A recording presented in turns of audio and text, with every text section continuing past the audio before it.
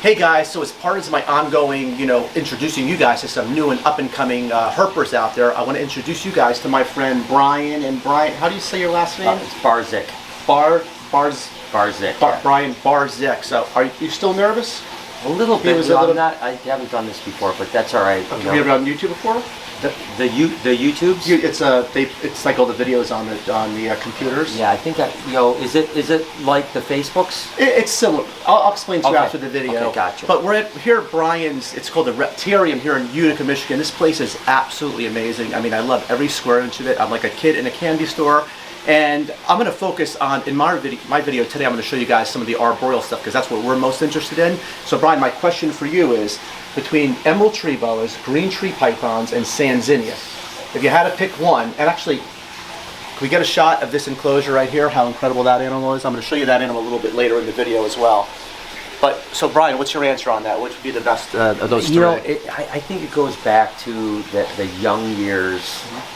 And that book I talked to you about, in Emerald Tree Boas, there's just something magical about Emerald Tree Boas, and I think it's because I remember getting that book and reading it 1,000 times, that John Merton's Living Snakes in the World book, and that Emerald Tree Boa on the cover. So I think as much as I love the others, I'm going with emeralds. And those huge heads the size of the hand, the huge labial pits, I totally get it. But I want to tell you, what you built here is nothing short of amazing. And I don't just say this to everybody, but I think this young man has a real future in the hobby. I'm going to try. I mean, I got to just aspire to hopefully one day, be able to do this for a living. Excellent. Well, good for you, and good luck to you.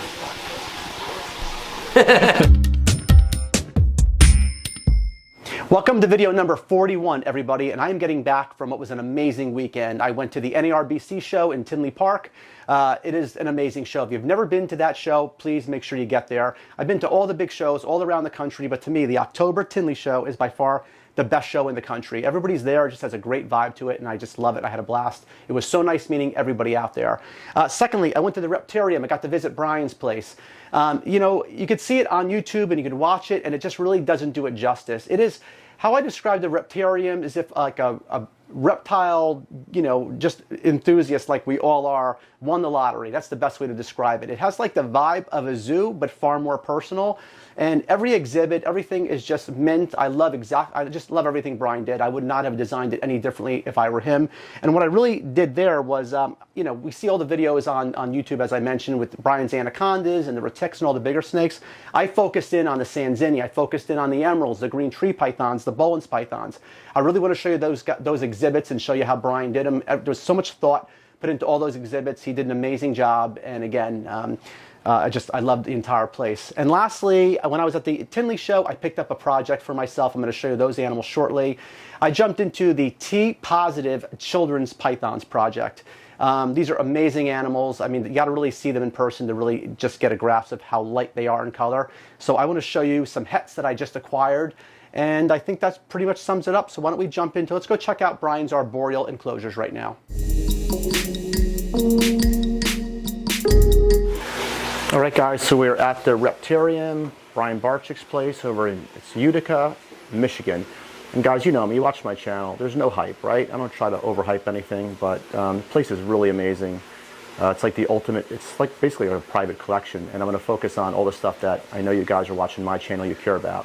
So let's start off with the green tree python. I know a lot of people out there love the idea of a bioactive setup. Well, this is as good as it gets. This enclosure is probably about, I don't know, six foot tall, I'd say. I'd say it's about the depth of 24 inches, probably about 30 inches wide.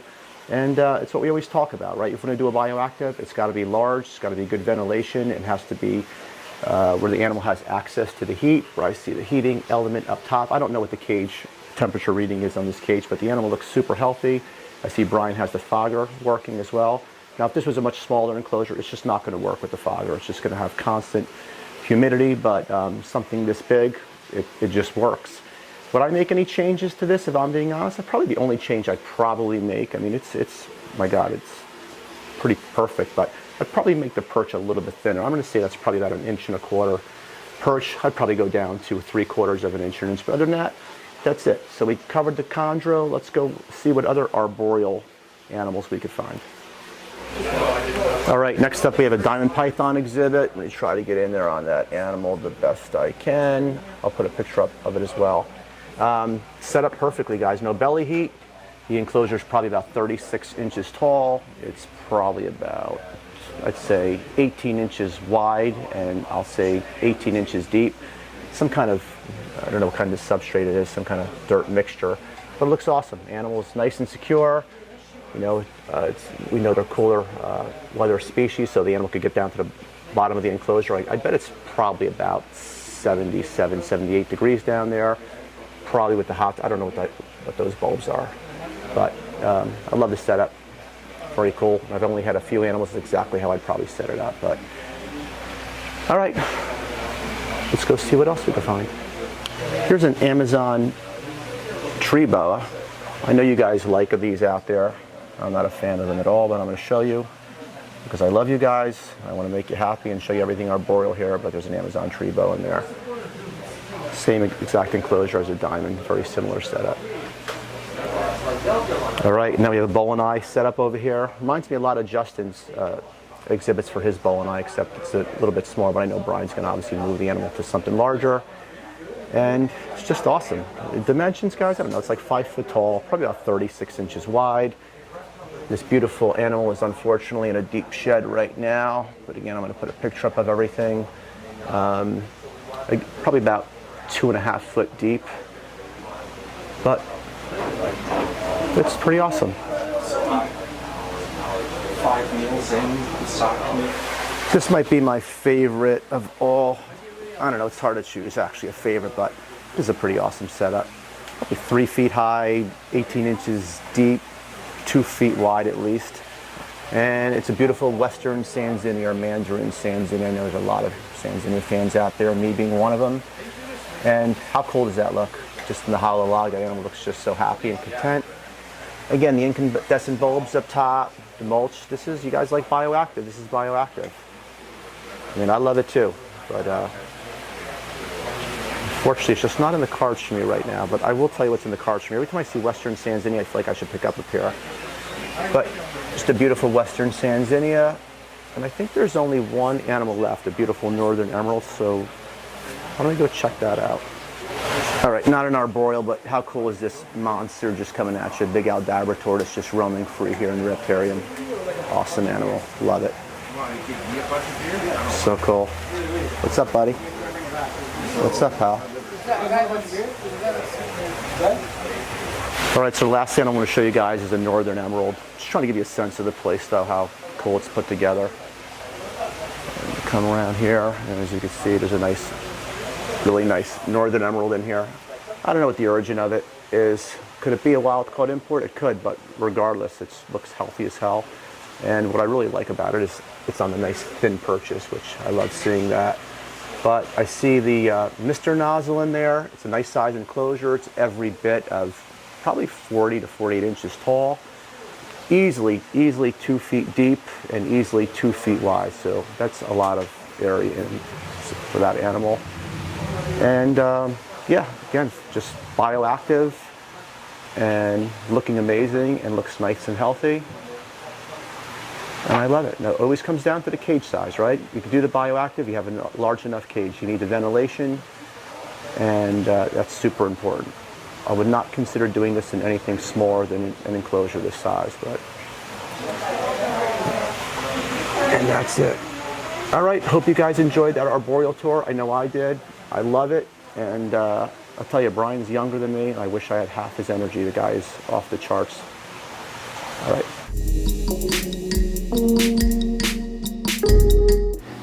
All right, I swore I was done buying animals, and then I went to Tinley and I saw this animal on the table, and I was like, oh great. You ever in that position where you see animals you want, and you want them really bad, and there's a party that you hope that the person sells the animal so you don't have to buy it, but you'll also be really bummed out and disappointed if they do sell the animal to somebody else.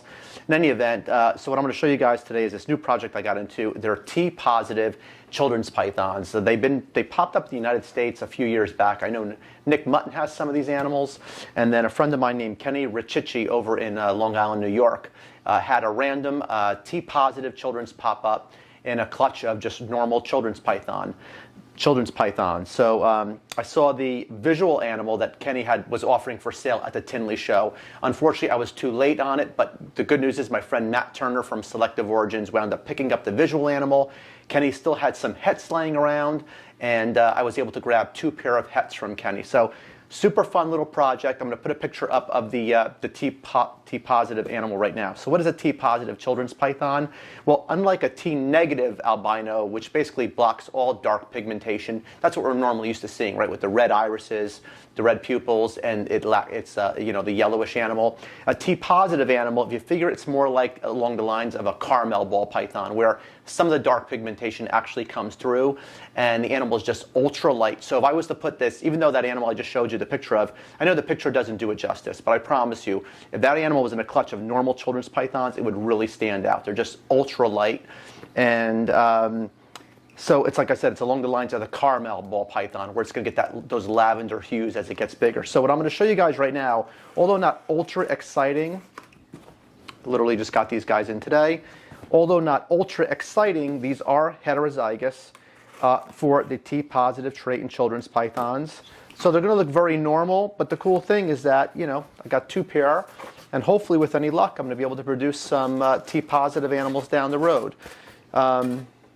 That are just such cute little pythons. Here, check them. I worked with children's pythons for a long time. Hopefully that's coming in clear. Let me take them out for you. And so if you've never worked with children's pythons before, I'll just show you one of them because they all look pretty much the same. That focus, hopefully that's focusing. So what can I tell you about children's pythons? People think they call them children's pythons because they're small and they're great with children. Well, the truth of the matter is they're actually not great with children because they're the second smallest python species in the world. They call them children's pythons because the last name of the gentleman who discovered the species his last name was Children, so therefore children's pythons, but they have a super strong feeding response. Some of the children's pythons, as you can see, Strike, and some of the children's pythons I've worked with in the past, they just latch onto and go into a feeding response every time. So they're awesome little snakes. They get about 24 inches, I'd say. A large female might be like 24 inches, maybe 30 inches. Males get about 24 inches. They feed really well as babies. Although they want smaller meals, they feed really well on, small pinky mice right out of the egg. And so anyway, I needed another project, like a hole in the head. But you know what? Considering the guys who are currently jumped in on this project, the guys like I mentioned Matt Turner, my buddy Vin Russo has some. I know Nick Mutton is working with them, and I got some. It's just a fun little project, ultra light little pythons coloration. I'm excited to raise them up, and hopefully we'll get some T-positive offspring from them. So anyway, just wanted to show you guys, and I'll keep you posted on the project. I think I forgot to mention in the beginning of this video, this is a 2-year-old silver Savu python. It's a male I produced. Still going through its onogenic color change. It still has well, you can see how silver it is. It has all the nice black coloring coming in the black scales, and just such a pretty animal. I love these things, as you guys know. And the goal is to get more of them out and produce more so I can get them into your hands out there. I know everybody's always looking for silver Savu pythons. That wraps up video number 41, guys. Are you liking my videos? Are you subscribing to my channel? If you are, thank you so much. I really appreciate it. And I look forward to seeing you guys all in another 2 weeks. I will see you soon. Who has the best YouTube channel? Me